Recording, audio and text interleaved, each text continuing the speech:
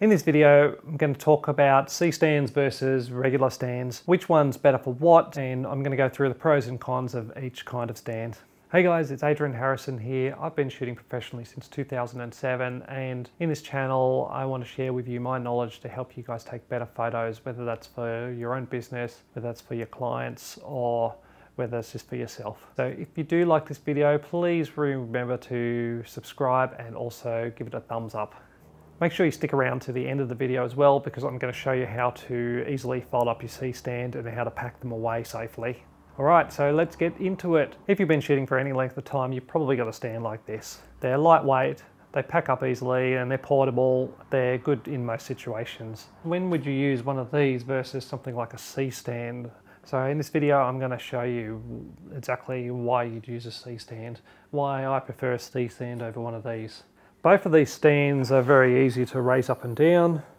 You can move your light in all directions pretty much, and with the bonus is of using a stand like this is they pack up very easily and very small, and you can get many of these in a very small space, and these are very lightweight too, only weighing maybe 1 or 2 kilos. So when would you want to use a C-stand? The reason I would use one of these is, number one, the smaller light stands, they can be limited in holding capacity.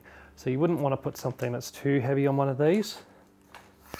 If you were going to use something like a really heavy light with a big modifier on it, you'd either want to go with something like this. This has a lot wider base on it, so the legs spread out a lot further, meaning that it's going to be a lot more stable and can hold a lot more weight. Or maybe something more heavy duty like a C-stand. As you can see with the C-stand, it's a lot thicker, it's a lot more sturdy than a light stand like this. Okay, the biggest reason I'd use a C-stand is because of the boom function, or the extension arm. It means you can put a light on like so, and you can stretch that off right out in front of your subject. You can use the light at a whole lot of different angles, up, down low, and it makes it very easy for getting your light into position. One tip when using the extension arm like this is to make sure that you put the big leg in front of the load, which in this case is the light. That way it's not going to tip forward. If you put it in between like this, it's easy to topple over. So make sure the big leg is in front of the load, and I would also suggest using at least one sandbag especially when you're using a light like this, like a fairly heavy light and with a modifier. The other thing you want to keep in mind when using a stand like this is to keep the knuckle or the tightening on the right hand side when you're standing behind the stand. And the reason for that is, on the right hand side is righty-tighty, lefty-loosey. So when you pull down, when your load pulls down on the stand like this, that actually tightens that right up. So it's not going to slip down. If you go the other way, no matter how tight I do this, it's quite easy for me to still pull it, and you can never quite get it tight enough. Having it on the right hand side means if you haven't quite done it tight enough, it's going to tighten up as the arm pulls down, and it's going to make it much safer. The next thing to remember when using a stand like this is to watch out for the ends, especially at eye height. It's very easy not to see something like this, and you could easily poke your eye out. So what you can do is you can put either an old tennis ball on the end, or make sure you store your stand down like this in a safe position.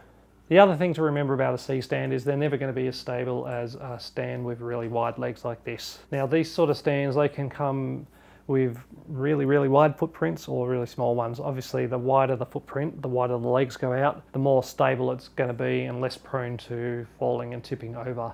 So if you're doing booming, something really long and quite heavy, then I'd recommend a stand like this with a counterweight on the end as well. That way it's going to be much more stable, even more stable than a C-stand. Now you guys should have a pretty good idea as to which stand to use for what. Now I'm just going to show you quickly how to easily fold up a C-stand. Is pick up the stand, make sure you put your whole hand across the extension and also the pole. Don't put your fingers in between like that, because you can easily get them crunched like that. So pick up the stand, turn it upside down. I'm left-handed, so I have the stand to my left. grab your big leg here. You can put your knee here and simply just pull. That's it, that's how you fold up a C-stand. Now I'll just show you how to store them easily. Setting it back up is the exact reverse of what we've just done. So what you want to do is you want to place it on the ground, you want to have the short leg pointing out towards your set. And the reason for that is when you have multiple C-stands like this, you can nest them away. So we've got our grip head, and that's going to be on the right hand side of our stand when we're standing behind it and the long leg is out in front. Now you can place your next stand straight over the top. Same thing, we're going to make sure the extension and the grip head is on the same side. That way it's going to make it very easy to stack them, and they're going to stack a lot closer. And we'll same here, we'll stack the last stand like that with our grip head on the right hand side. And that's it, that's how we stack away and store C-stands.